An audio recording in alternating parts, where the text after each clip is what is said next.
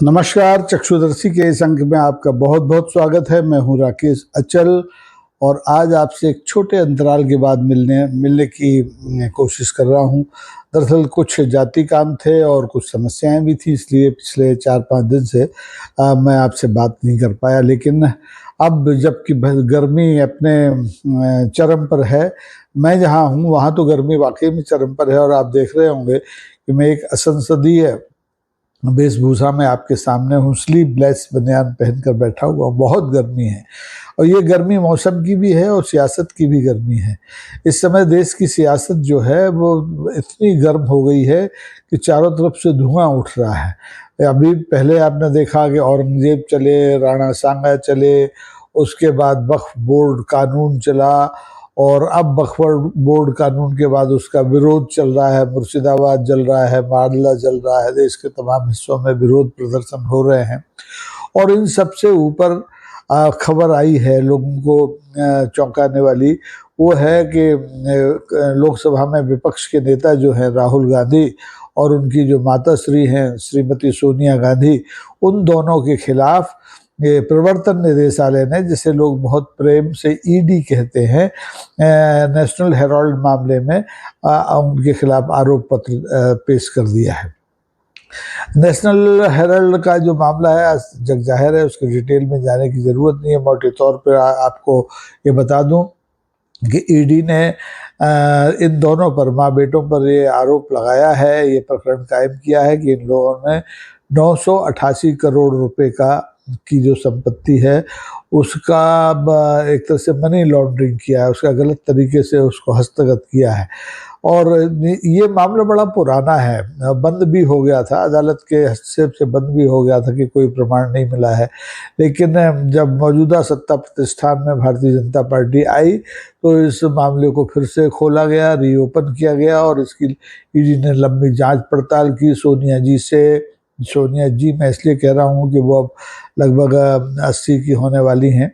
अब वो किसी पार्टी की हैं इससे मुझे कोई फर्क नहीं पड़ता, एक वयोवृद्ध नेत्री हैं। तो सोनिया जी और उनके सुपुत्र राहुल गांधी, इन दोनों के खिलाफ लंबी 10 साल की मेहनत मशक्कत के बाद अभी 2 दिन पहले PMLA कोर्ट में ये जो प्रकरण है इसमें आरोप पत्र दायर कर दिया है। इस मामले में माँ बेटे पहले से जमानत पर हैं, इसलिए अब उनकी गिरफ्तारी की तो कोई गुंजाइश नहीं बची है। लेकिन अगर माननीय जो अदालत है वो इन दोनों को दोषी पाती है, दोषी करार देती है, तो इन दोनों को जेल यात्रा करनी पड़ सकती है। दरअसल जो मौजूदा सत्ता प्रतिष्ठान है वो शुरू से ही इन माँ बेटों को जेल यात्रा कराने के लिए उतावला रहा है। सत्ता प्रतिष्ठान की कोशिश तो एक ही है कि ये देश हिंदू राष्ट्र बन जाए और इस देश में कांग्रेस का नाम लेवा कोई ना रहे। लेकिन ऐसा दोनों ही काम सत्ता प्रतिष्ठान के हो नहीं पा रहे, कोई ना कोई बाधा आ ही जाती है। तो ऐसे में अब चूंकि गेंद अदालत के पाले में पहुंच गई है तो सत्ता प्रतिष्ठान भी निश्चिंत है कि चूंकि इतनी तैयारी के बाद ईडी ने आरोप पत्र दायर किया है तो इन दोनों को जेल भेजना आसान हो जाएगा और बाकी के लोग भी संतुष्ट हैं। लेकिन इस कार्रवाई को, जैसा कि जाहिर है लोग राजनीतिक नज़रिए से देख रहे हैं, अदावत की कार्रवाई मानकर चल रहे हैं, इसलिए इस कार्रवाई के खिलाफ चार्जशीट दायर करने के बाद पूरे देश में कांग्रेस के लोगों ने सड़कों पर प्रदर्शन किया। अब सड़कों पर प्रदर्शन से देखिए सत्ता प्रतिष्ठान पर तो कोई असर पड़ता नहीं है और माननीय अदालतें भी अब इस तरह के प्रदर्शनों से दबाव में नहीं आती हैं, दबाव में आना भी नहीं चाहिए। माननीय न्यायालयों को तो जो फैसले देने होते हैं वो कानून के दायरे में रह के दलीलों को, तर्कों को सुनकर समझकर देने होते हैं। लेकिन कई बार ऐसा होता है कि फैसले बहुत प्रत्याशित आते हैं और एक मामलों में नहीं, दर्जनों मामलों में प्रत्याशित फैसले आए हैं। अब अप्रत्याशित फैसलों का सिलसिला कम हो गया है। तो ऐसा ही मानकर चला जा रहा है कि सरकार ने ये तय कर लिया है कि इन माँ बेटों को हर हालत में जेल भेजा जाना चाहिए अदालत की ओर से। लेकिन कब भेजा जाना चाहिए ये अदालत के ऊपर निर्भर है और ये सत्ता पक्ष के ऊपर, मतलब जो ईडी है उसके ऊपर निर्भर है कि वो किस ढंग से इस मामले को अदालत में रखती है, कितनी जल्दी इस पर फैसला कराती है। और ये जो फैसला कराने का जो मामला है, ये मुझे लगता है कि इसके पीछे भी एक राजनीतिक कैलेंडर है, वो काम करता है कि ये फैसला बिहार विधानसभा चुनाव के ठीक पहले आए, या ये फैसला बंगाल चुनाव तक खिंच जाए अगले साल तक। क्योंकि हमारे यहाँ तारीख पर तारीख, ये एक फिल्मी डायलॉग ही नहीं है बल्कि एक हकीकत है। तो इस मामले में तारीख पर तारीख दे करके सत्ता प्रतिष्ठान जब चाहे तब तक इस मामले को लटका सकता है। पहले भी ऐसा हुआ है। तो अब जेल जाकर के राहुल गांधी और सोनिया गांधी का क्या होगा ये वो जाने। उनके अगर प्रारब्ध में जेल यात्रा लिखी है तो जेल जाएंगे, कोई रोक नहीं सकता, माई का लाल कोई नहीं रोक सकता। क्योंकि ये सरकार भले ही बैसाखियों पर चलने वाली सरकार हो, लेकिन बड़ी दृढ़ प्रतिज्ञ सरकार है। जो सोच लेती है, जो ठान लेती है, वो करके दिखाती है। इसने तय किया था कि हरियाणा जीतना है तो हरियाणा जीता, इसने तय किया था कि महाराष्ट्र जीतना है तो महाराष्ट्र जीत दी, इसने तय किया कि शिवसेना तोड़नी है तो शिवसेना तोड़ दी, इसने तय किया कि जेजेपी हरियाणा में तोड़नी है तो तोड़ दी। यानी ये जो तय करती है वो लगभग कर लेती है। और कभी कभी सफलता हासिल नहीं होती, जैसे कि आपका जो झारखंड था, वहाँ शिबू सोरेन को इसी ईडी ने जेल में रखा, उनको अपने पद से हटना पड़ा, मुख्यमंत्री पद से। लेकिन बाद में जब कुछ नहीं निकला, जमानत हो गई, तो दोबारा मुख्यमंत्री पद पर आए, विधानसभा चुनाव लड़ा उन्होंने और प्रचंड बहुमत से अपनी सरकार बना ली। वहाँ बीजेपी भी कुछ नहीं कर पाई, ईडी भी कुछ नहीं कर पाई, लेकिन दिल्ली में हो गया। दिल्ली में ईडी ने जिस ढंग से आम आदमी पार्टी के नेताओं को, मुख्यमंत्री को, जो अरविंद केजरीवाल हैं, मनीष सिसोदिया हैं और बाकी के जो लोग हैं, कई लोगों के नाम हैं जिन्होंने जेल यात्राएं की, लेकिन वो सरकार नहीं बचा पाया अपनी और पार्टी भी नहीं बचा पाए। लेकिन कांग्रेस के सामने ऐसी कोई समस्या नहीं है। कांग्रेस की जहां सरकारें हैं वहां पर भारतीय जनता पार्टी ने पिछले वर्षों में बहुत मेहनत की, लेकिन कुछ हो नहीं पाया। और जो हुआ भी है वो चुनाव के जरिए हुआ है। जैसे कि राजस्थान जीता, जैसे कि छत्तीसगढ़ जीता, तेलंगाना नहीं जीत पाई, कर्नाटका नहीं जीत पाई। तो ये हार जीत चलती रहती है, पैंतरेबाजी चलती रहती है। लेकिन लोगों को ये लग रहा है कि ये अदावत की राजनीति का आखिर अंत होगा तो कब होगा। तो ये अंत तो भैया तभी होगा जब सत्ता प्रतिष्ठान में से ये जो मौजूदा हमारा राजनीतिक दल है ये हटे, उसके सहयोगी हटे। तो ये अगले आम चुनाव तक मेरे को लगता है संभव नहीं है। देश में मध्यावधि चुनाव की कोई संभावना मुझे नहीं दिखाई दे रही है। बैसाखियों की सरकार दृढ़ प्रतिज्ञ होकर के अपने एजेंडे पर काम कर रही है। आप देखें कि वक्फ बोर्ड कानून का जो मामला था, लंबी बहसें संसद में हुई, बहुमत के आधार पर कानून बन गया। माननीय हमारे राष्ट्रपति ने हाथों हाथ कानून पर मोहर लगा दी। अब ये कानून जो है माननीय सुप्रीम कोर्ट के जेरे बहस है और उन सुप्रीम कोर्ट को फैसला करना है कि इस कानून को वैध माने अवैध माने, इसको इसके खिलाफ कोई फैसला दे या इस पर राष्ट्रपति की तरह मोहर लगाए। बहस चल रही है। लेकिन अब सोनिया गांधी और राहुल गांधी के मामले पर बहस नहीं चल रही है, वहाँ तो पूछताछें चल रही हैं। अब सोनिया और राहुल से तो लंबी लंबी 18-18 घंटे की पूछताछ हो चुकी, लेकिन अब उनके दामाद राहुल वाड्रा हैं, उनकी बेटी प्रियंका है, उनसे पूछताछ चल रही है, दूसरे मामलों में चल रही है। देखिए, मैं ये बिल्कुल मानने के लिए और कहने के लिए तैयार नहीं हूँ कि हमारे राजनेता दूध के धुले हों, चाहे वो कांग्रेस में हो, चाहे वो वामपंथ में हो, चाहे वो भारतीय जनता पार्टी में हो।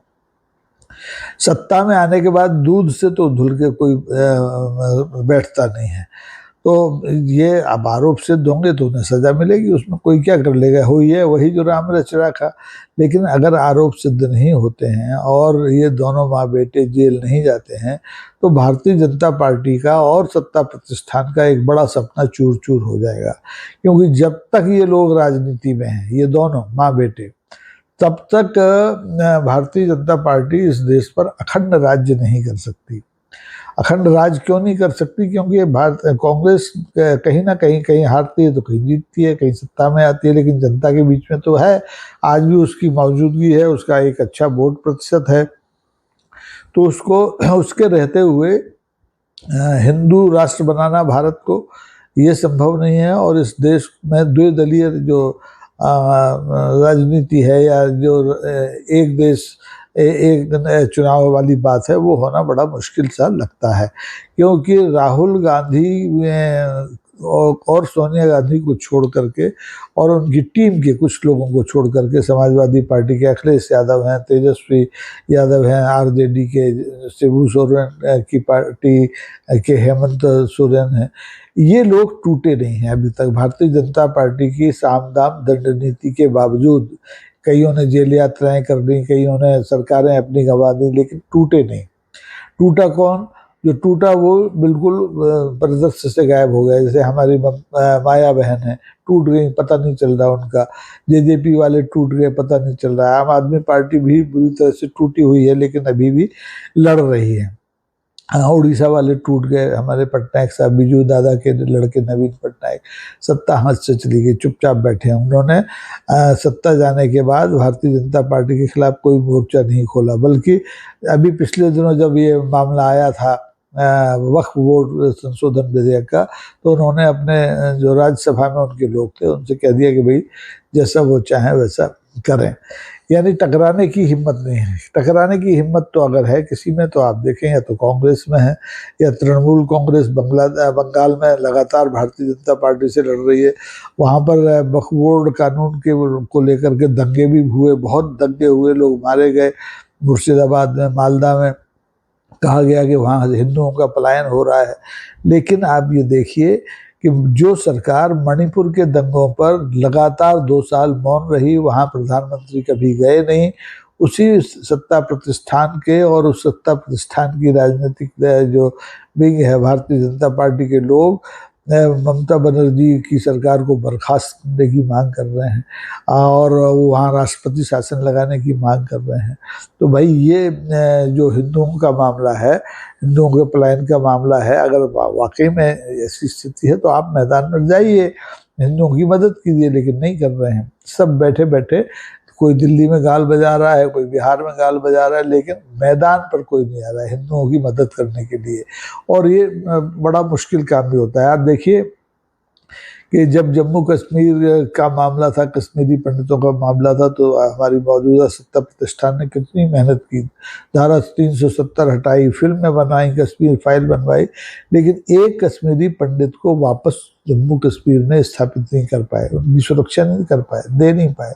यही स्थिति बंगाल में भी है। अगर वहाँ पलायन हो रहा है, और इस पलायन के लिए राज्य की सरकार जितनी जिम्मेदार है उतनी ही जिम्मेदार हमारा केंद्रीय सत्ता प्रतिष्ठान भी है, क्योंकि सीमा पार से घुसपैठ अगर है बांग्लादेश के लोगों की, तो वो उसको रोकने का दायित्व तो राज्य सरकार से कहीं ज़्यादा केंद्र सरकार का होता है, क्योंकि वहाँ पर केंद्रीय बल तैनात होते हैं।